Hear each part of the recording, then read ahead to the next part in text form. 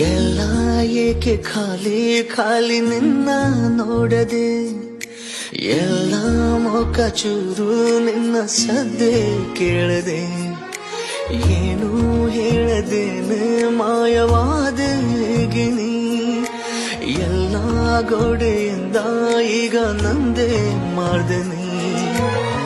ಬಿರುಗಾಳಿಗೂ ಮುಂಚೆ ಮೌನ ಒಂದು ಕವಿದಂತೆ, ನಡುಬೀದಿಯಲ್ಲೇನೆ ಯಾರು ಬಿಟ್ಟು ನಡೆದಂತೆ ನಿಂತಲ್ಲೇ ಬೆಳಕೀಗ ಬದಲಾಗಿ ಹೋಯಿತೆ.